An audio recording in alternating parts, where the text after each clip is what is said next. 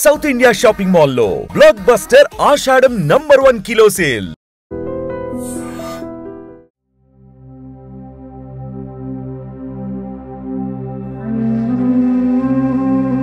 సుమారు 1200 ఏళ్ల చరిత్ర కలిగిన భారతదేశంలోనే అతి ప్రాచీనమైన దేవాలయాలలో ఒకటిగా ప్రసిద్ధిగాంచిన దక్షిణ కాశీగా పేరొందినటువంటి శ్రీముఖలింగం.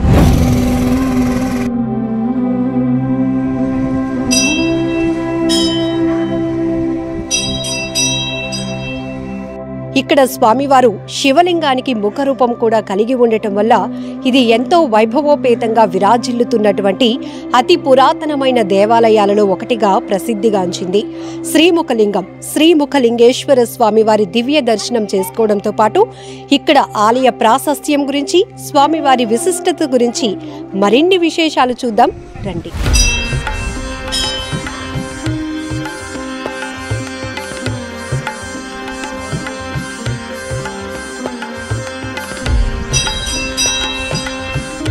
ప్రాచీన దేవాలయాలు మన దేశ సంస్కృతి, సాంప్రదాయాలను, చరిత్రను నేటి భవిష్యత్ తరాలకు కూడా అందించగలుగుతున్నాయి అంటే అత్యద్భుతం కదా. అలాంటి ప్రాశస్త్యం పొందినటువంటి దేవాలయాలలో శ్రీముఖలింగం ఒకటి. శ్రీముఖలింగం పంచపీఠ స్థానంగా ప్రసిద్ధిగాంచినటువంటి శ్రీముఖలింగం, శ్రీముఖలింగేశ్వర స్వామివారి దర్శనం కోసం వచ్చేసాం. మీరు కూడా స్వామివారిని దర్శించుకోండి. ఎందుకంటే ఇక్కడ ఈ విగ్రహమూర్తి చాలా ప్రత్యేకం. ఆ విశిష్టతల గురించి అడిగి తెలుసుకుందాం.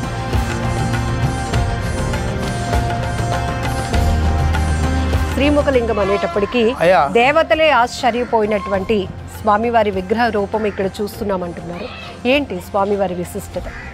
ఇది శ్రీకాకుళం జిల్లా జల్మూరు మండలం శ్రీముఖలింగ గ్రామంలో వెలిసి ఉన్న పురాతనమైన శ్రీ ముఖలింగేశ్వర స్వామి క్షేత్ర మహత్యం. అప్పుడు ఇదంతా కూడా అరణ్యం. ఈ అరణ్యం పేరు గోవిందరణ్యం. ఈ గోవిందరణ్యంలో వామదేవ మహర్షి లోక కళ్యాణార్థం శ్రీ వైష్ణవ యజ్ఞం చేస్తాడు. ఆ యజ్ఞానికి సమస్త దేవతలకు కూడా వర్తమానం పంపుతాడు. అతని వర్తమానాన్ని మన్నించి దేవతలు అందరూ కూడా సమయానికి హాజరవుతారు. అందులో గంధర్వులకి హోమానికి సంబంధించిన హోమ సముద్రులు తమ్మని పురమాయిస్తాడు మహర్షి. వాళ్ళు తూర్పు అరణ్యంలోకి వెళ్ళి హోమ సముద్రులు సమీకరిస్తుండగా కోయి వాళ్ళు ఎదురుపడతారు. ఆడ మగ కలిపి వాళ్ళు సాంప్రదాయ ప్రకారంగా ఆడుతూ పాడుతూ. అప్పుడు నాగరిక తెలియదు, బట్టలు లేవు, దిగంబరులు ఆకు నారా కప్పుకొని అర్ధనగ్నంగా ఉండేవాళ్ళు. ఆ అర్ధనగ్న స్త్రీలు దుక్కు చూసి కామంధులై వాళ్ళతో ఆడుతూ పాడుతూ ఉండిపోయారు. యజ్ఞాన్నే మర్చిపోయారు. యజ్ఞం పూర్తయిపోయింది. ఆ మహర్షి సంభావన ఇస్తున్నాడు, పేరుని పెట్టి. గంధర్వుల పేరు పెట్టి పిలిచేసరికి రాలేదు. దివ్య దృష్ట్యా చూస్తాడు, ఈ ప్రవర్తనలో ఉన్నారు, మీరు కూడా కిరాతకులైపోగాక అని చెప్పిస్తాడు. ఈ వార్త నారద మహామునులు చెప్తాడు. వాళ్ళు పరువునొచ్చి ప్రార్థిస్తారు. మహర్షి తప్పు చేశాం, శపించారు, కానీ శాప విముక్త మార్గం ఎప్పుడు ఏ విధంగా తీరుతుందో సెలవివ్వండి అని ప్రార్థిస్తారు. అప్పుడు చెప్తాడు మహర్షి, నా శాపం అమోఘము, దోపరి వందు కూడా నా శాపం అనుభవించక తప్పదు. కలియుగంలో ఈశ్వరుడు డెప్ప చెట్టు నుండి ముఖం దాల్సి ఉద్భవిస్తాడు. ఆ ముఖదర్శనం ఎప్పుడైతే అప్పుడు శాప విముక్తి అవుతుందని చెప్పాడు. వీళ్ళందరూ కూడా కుటీరలు గట్టి వేసుకున్నారు. ఈ గంధర్వులో కుల పెద్ద చిత్రసేన మహారాజు. అతను ఒక జాతి కన్యను వివాహం చేసుకున్నాడు. ఆవిడది సవర్ది, ఆవిడ పేరు చిత్త. ఇంకొన్నాళ్ళు పోయిన తర్వాతను శ్రీశైలం నుండి కాశీ వెళ్ళాలని ఒక జంగపు స్త్రీ చిత్కల పేరుది శివభక్తురాలు కాలబాటనొస్తూ సూర్యాస్తమయానికి తావు తప్పి అరణ్యం చేరింది. ఆ రాత్రి ఆ రాజుని ఆశ్రమం కోరింది. ఇస్తాడు. తెల్లవారులేసి, అమ్మ మీ కాశీకి తావు చూపిస్తాం రామ్మని పిలుస్తారు. నేను ఎక్కడికి వెళ్ళనంటుంది. ఎందుకు? ఆ రాత్రి కళ్ళంకి వచ్చాడు పరమేశ్వరుడు. ఓ జంగమా, నువ్వు తావు తెప్పుకోలేదు, నేనే చేర్పించాను అక్కడికి. కాశీతో సమతుల్యమైన ప్రదేశం అది.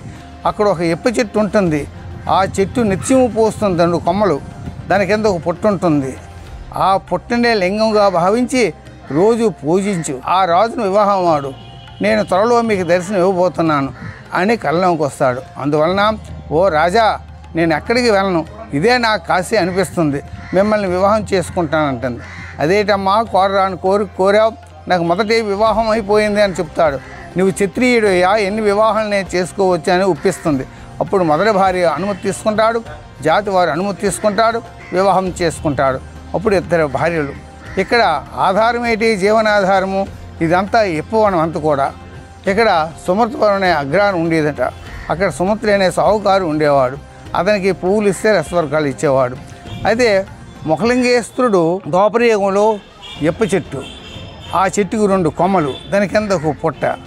ఆ చెట్టు నిత్యము పోస్తుండేది. ఆ చెట్టు తక్కినవన్నీ ఒకే ఋతువులు పూసేది. ఆ చెట్టు నుంచి కొన్నాడు రాజు. ఇద్దరి భార్యలకి చేరో కొమ్మ పంచిపెట్టాడు. ఇద్దరికి 2 గృహాలు కట్టాడు. దినంటే రోజు ఉంటూ ఇద్దరిని సమాన భావంతో చూస్తుండేవాడు. అయితే మొదటి భార్య శుచి శుభ్రత లేదు. తలవాళ్ళు వేసేది, కంపట్టుకొని తుడిసేసేది. ఆ పువ్వులు తీసుకెళ్ళి సావుకారికి ఇస్తే రసవర్గాలు ఇచ్చేవాడు దానికి తగినట్టుగా. రెండో భార్య కాలకృత్యాలు తీర్చుకొని స్నానం చేసి వచ్చి ఆ చెట్టు కింద పుట్టిన లింగంగా భావించి దీప ధూప నైవేద్యాలు పెట్టి తుడిస్తే ఆవిడ సువర్ణ పుష్పాలు రాలుతుండేవి. దానికి తగినట్టు మంచి మంచి రసవర్గాలు ఇస్తే ఉండేవాడు ఆ సావుకారి. అయితే ఒకసారి రెండో భార్య సావుకారికి పుష్పాలు ఇస్తున్నప్పుడు మొదటి భార్య చూసి ఇదేమిటి, ఒకే చెట్టు 2 విధాలు పూయడమేటి, నాకు సాధారణ పువ్వులేటి, దానికి సువర్ణ పుష్పాలేటి, ఎలాగైనా ఆ కొమ్మని వసూర్చుకుంటాననేసి దాని ఇంటికి వెళ్తే అడుగుతుంది. నా కొమ్మ నువ్వు తీసుకో, నీ కొమ్మ నాకు అని ఇవ్వనంటారు. ఇద్దరు కూడా జుత్తులు పట్టుకుంటారు. అదే టైంలో పద్మనాభగిరి నుండి వేట నుండి వస్తాడు రాజు. దేనికి కలహం? ఫలానా దానికి మీరు మార్చడమేంటి, నేను మారుస్తాను అన్నాడు. దీని కొమ్మ దానికి, దాని కొమ్మ దీనికి మార్చాడు. కొమ్మలు మార్చాడు కానీ భక్తి మార్చలేకపోయాడు. భక్తి వలన ఏ కొమ్మని ఆవిడకి బంగారు పూలే, భక్తి లేనందువలన ఏ కొమ్మని ఆవిడకి సాదా పువ్వులే పడుతున్నాయి. రోజు కలహాలు ఆడుతుంది. రాజు చూశాడు, ఈ చెట్టు వలన వస్తాను తగు, ఈ చెట్టు లేకపోతే నలుగురిలా ఎవరు బాధ ఆలే పడతారు అన్నాడు. వెంటనే చెట్టుని నరికేశాడు. ఎప్పుడు నరికేశాడు? ఆ చెట్టు కింద పుట్ట నుండి అగ్ని జ్వాలంటే తేజస్సు వస్తుంది. దాన్ని తట్టుకోలేక రాజు మోర్చపోయాడు. ఎప్పుడు మోర్చపోయాడు? మొదటి భార్య జాతి వారి అందరినీ కౌరు పెట్టింది. ఎవరో దేశాటన వచ్చింది, మొదటి చెట్టును మార్చింది, ఇప్పుడు నా భర్తనే విషప్రయోగం చేసి చంపేసిందని అందరూ కూడా కత్తులు ఖడ్గాలు పట్టుకొని వస్తారు ఆవిడ చంపేయడానికి. ఆవిడకి ఎవరు ఉండరు. అన్యదా శరణ్యాస్తి మమా తస్మాత్ కారుణ్య భావి అయిన రక్ష మహేశ్వర పరమేశ్వర, నాకు తల్లి తండ్రి లేరు, బంధువులు లేరు, నీ భక్తురాలను నీవే ఆపద నుండి ఒకటి అని చేతులు పెట్టి ఎప్పుడు నమస్కారం చేసిందో, ప్రార్థించిందో అప్పుడు మంటలు చల్లారే. రాజు కూర్చున్నాడు. ఆ చెట్టు నరికిగా మధురు భాగమే శక్రరూపం పోయింది, శిలారూపము మారి ఆవు రూపముగా దర్శనమిచ్చాడు. ఎప్పుడు వీళ్ళ రూపాలు వీళ్ళకి వచ్చావో దేవలోకం వెళ్ళి బ్రహ్మాది దేవతలు చెప్తారు, ఫలాని గోవిందర్యంలో వంశధారుడిన ఈశ్వరుడు ముఖం దాల్చి ఉద్భవించాడని. అందరూ ఆశ్చర్యపోయారు. ఎందుకు? భృగుమా శపించాడు ఒకనాడు ఈశ్వరుడికి, కలిగి ఉన్న లింగాకారమే నీకు ఆకారం ఉండదని. అలాంటిది ఆకారంతో ఎలా పుట్టాడని ఆశ్చర్యంతో 1,000 మంది దేవతలు వచ్చారు. పూజ పునస్కారాలు చేశారు. ముఖముండ్రుడి చేత ముఖలింగేశ్వరుడు అని పేరు పెట్టారు. ఏ దేవాలయంలోని ఆది విరాటుకు ఒకే పేరు పెడతారు. ఇక్కడ 4 పేర్లు పెట్టారు. ముఖముండ్రుడి చేత ముఖలింగేశ్వరుడు, అలాగే ఎప్ప చెట్టు నుండి పుట్టాడు, ఎప్ప చెట్టు నుండి ఉద్భవించాడు కాబట్టి ఎప్ప చెట్టుకి సంస్కృతంలో మధువృక్షం అంటారు. మధుకేశ్వరాయ అని కూడా పెట్టారు. ఆ లింగానికి మధ్యలో హోల్ ఉంటుంది. ఏ విధంగా? ఆవు చెవుల మాదిరిగా ఉంటుంది. అందుకు గోకర్ణేశ్వరాయ అని కూడా పెట్టారు. ఆ తర్వాత ఇక్కడ ఇదంతా కూడా జయంతిపురం అటుది. జయంతిపురంలో పుట్టాడు కాబట్టి జయంతీశ్వరాయ. యుగానికి ఒక పేరు పెట్టి కలియుగంలో ముఖలింగేశ్వరుడు పేరు సార్థకం చేసి వారి పేరును ఒక్కొక్క లింగానికి ప్రతిష్ఠించి వెళ్ళారు. ఒకటకు కోట్లింగ క్షేత్రము, దక్షిణ కాశీ. అంతే. ఈ కోట్లింగాలు కూడా ఎంతో విస్తీర్ణంలో ఉన్నామంటే 5 క్రోశములు అంటే 10 మైళ్ళు. 10 మైళ్ళు అంటే 16 కిలోమీటర్ల విస్తీర్ణంలో ఉండే లింగాలన్నీ కూడా దీనికి సంబంధించినవే. గొట్లని పుట్లని తోటలంటే అక్కడే ఉన్నాయి. అందువల్లనే దీనికి క్షేత్రపాలకుడు ఎదురుగా మొకలింగేశ్వరుడికి తూర్పు దిశగా పద్మనాభగిరి ఉంది. గిరి మీద కృష్ణార్జునుడి క్షేత్రపాలకుడు ఉన్నారనమాట. అలాగే ఈ ప్రహరీ లోపల అష్టదిక్పాలకులు వచ్చారు. ఒక్కొక్క లింగాన్ని వాళ్ళ పేరును ఒక్కొక్క లింగాన్ని ప్రతిష్ఠించుకొని వెళ్ళారు. అంతే. ఎవరి స్థానంలో వాళ్ళు ప్రతిష్ఠించలేదు, వ్యతిరేకంగా ప్రతిష్ఠించారు. ఆగ్నేయ మూల ఇంద్రుడు ప్రతిష్ఠించాడు. అలాగే అక్కడ నైరుతి మూల అగ్నిదేవుడు ప్రతిష్ఠించాడు. అలాగే వాయు మూల యమధర్మరాజు ప్రతిష్ఠించాడు. అలాగనే ఉత్తర దిశలో నైరుతి ప్రతిష్ఠించాడు. అలాగనే ఈశాన్య మూల వరుణదేవుడు ప్రతిష్ఠించాడు. ఆ తర్వాతను ఈశాన్య మూల సైడు వాయువు ప్రతిష్ఠించాడు. ఆ తర్వాత తూర్పు దిక్కులో కుబేరుడు ప్రతిష్ఠించాడు. అవి అష్టదిక్పాలకులు. అలాగే దేవాలయంలో పంచాయతనం ఉంది, అక్కడ ఈశాన్య లింగాన్ని ప్రతిష్ఠించారనమాట. ఇది 1 కోటి లింగ క్షేత్రం. అలాగే ఇక్కడ పంచాయతనం అని ఉంది. అంతే 5 ఒకే దగ్గర కూర్చుంటే మెడ తిప్పినంత మాత్రాన 5 దేవతలు దర్శనమయ్యే పీఠం అది. 1 ఆదిత్య సూర్యనారాయణమూర్తి, 2 అంబిక పార్వతి, 3 విష్ణుమూర్తి, 4 గణనాయిక, 5 మహేశ్వర. ఈ 5 దేవతల అనుగ్రహం ఉంటుందన్నమాట. అలాగనే ఇక్కడ ఈ ప్రహరీ లోపల అష్టదిక్పాలకులు కాక ఇక్కడ 8 గణపతులు ఉన్నాయి. ఇక్కడ శక్తి గణపతి, అలాగే చింతామణి గణపతి, అలాగే డుండి గణపతులు, అలాగే సాక్షి గణపతి, అలాగే విద్యా గణపతి, అలాగే బుద్ధి గణపతి అని 8 గణపతులు ఉన్నాయి. అలాగే కుమారస్వామి కూడా ముఖలింగేశ్వరుడు వెనక భాగంలో వెలిసి ఉన్నాడు. అలాగనే ఈ ముఖలింగేశ్వరుడికి ఉత్తర దిశగా దక్షిణముఖంగా అమ్మవారు వారాహి పార్వతి కూడా సప్తమాతృలతో వెలిసి ఉందన్నమాట. అంటే బ్రాహ్మణి, మహేశ్వరి, కౌమారి, వైష్ణవి, వారాహి, ఇంద్రాణి, చాముండేశ్వరి సప్తమాతృల పర్యవేక్షణలో అమ్మ ఉంటుంది, వరాలు ఇచ్చే తల్లి. అంతరాలయంలో ఉన్నటువంటి విగ్రహమూర్తి గురించి చెప్పండి. మనకి ఇప్పుడు కనిపిస్తోంది, లోపల శివలింగం ఉంటుంది, పైన తొడుగు. ఇక్కడ మహాశివరాత్రి మహోత్సవం జరుగుతుంది. ఇప్పుడు మాఘమాసం బహుళ త్రయోదశి నుండి అలాగనే పాడ్యం వరకు, అంటే మాఘ పాడ్యం వరకు ఈ 3 రోజులకు మహోత్సవం జరుగుతుంది. మొదటి రోజు జాగరం అంటారు. ఆవేళ ప్రత్యేక పూజలు చేస్తూ రాత్రి 12 గంటలకి ముఖలింగేశ్వరుడికి మొత్తం ఆభరణలంతా తీసి బియ్యంతో లింగోద్భవం చేస్తారు. ఎవరు? పల్లాభిని మహారాజు గారు బ్రాహ్మణులతో వచ్చి వైభవంగా ఉంటుంది ఆ రాత్రి. ప్రత్యేకం అందరికీ అలవాటు ఉండదు, కొంతమందికి. ఆ తర్వాత పాగా గామంచని కడతారు. ఎటు సైడు ముఖలింగేశ్వరుడు గోపురానికి దక్షిణ భాగంలో ఉంటుంది ఒక విగ్రహం, దానికి పాగా గామంచాలు పెడతారు. తర్వాత శిఖర దీపారాధన కూడా పెడతారు. ఆ తర్వాతను లింగోద్భవం అయిన తర్వాతను నంది వాహనం మీద పార్వతీ పరమేశ్వరులకి ఊరేగింపు ఇస్తారు ఆ రాత్రి. పర్యానాడు వారాహం వారు ముఖలింగేశ్వర ప్రత్యేక పూజలు ఉంటాయి. అలాగే 3వ రోజు స్నానాలు అంటారు. చక్రతీర్థం అంటారు, పచ్చితీర్థం అంటారు. అది తిప్పుకోదగింది. అది ఎక్కడ జరగని స్నానం జరుగుతుంది. ఇక్కడ నంది వాహనం మీద పార్వతీ పరమేశ్వరుడు ముఖలింగేశ్వరుడికి ఉత్తర దిక్కుగా బయలుదేరి ఇంచుమించు 1 కిలోమీటర్న్నర వరకు వెళ్ళి నది వంశధార నది అవతల ఒడ్డుకి, అంటే మిరపల్లి తాను అవతల ఒడ్డుకి వెళ్ళి అక్కడ ఆశీనులు అవుతారు. అక్కడ ఆహ్వానం చేసి అక్కడ పందిరి గట్ట వేస్తారు, అక్కడ తీస్తారు. ఆ సమయంలో పచ్చి తిరుగుతుంటుంది అనమాట. ఒక పక్షి తిరుగుతూ అది పచ్చి తీర్థం అని కూడా అంటారనమాట.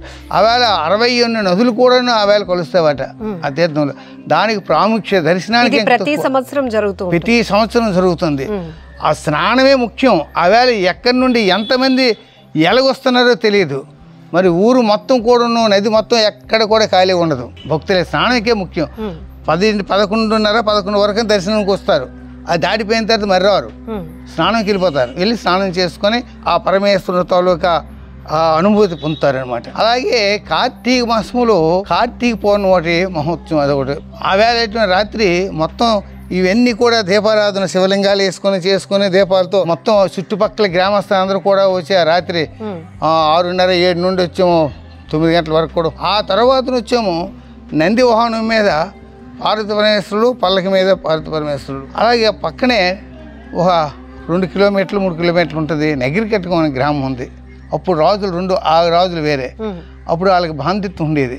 అందువల్ల అక్కడికి నంది వాహనం మీద పార్వతీ పరమేశ్వరులు అక్కడికి వెళ్తారు. వెళ్ళి అక్కడ వచ్చి పూజలు గట్ట అందుకొని చేసుకొని మళ్ళీ తిరిగి వస్తారనమాట.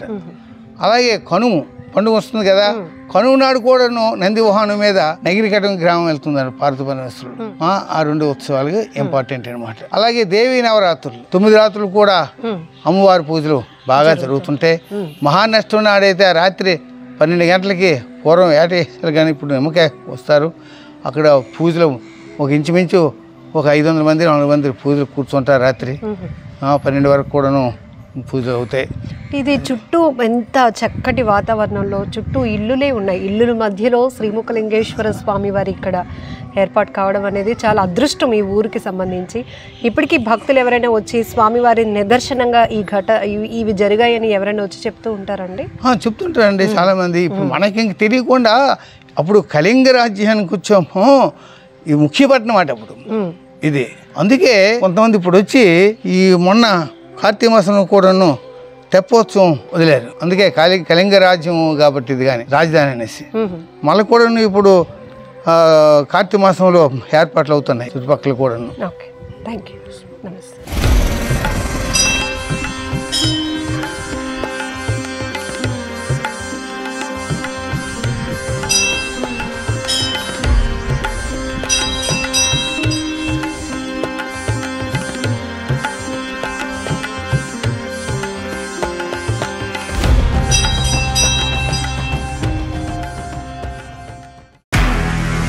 నిజంగా ప్రస్తుతం ఉన్నటువంటి సమాజం దేనికి ప్రయారిటీ ఇస్తుంది? ఆర్థిక సంబంధాల చుట్టూ మాత్రమే తిరుగుతుంది. మళ్ళీ ఎన్నికలంగానే చాలా విరక్తి కలుగుతుంది. మంచి అనిపిస్తుంది కదా, లేడీస్ కూడా ఛాలెంజింగ్ జాబ్స్ చేసినప్పుడు చాలా బాగుంటది. ఫుడ్ డెలివరీ ఇవ్వటానికి వెళ్ళినటువంటి డెలివరీ బాయ్ అనిల్ పై కళ్ళ ముందు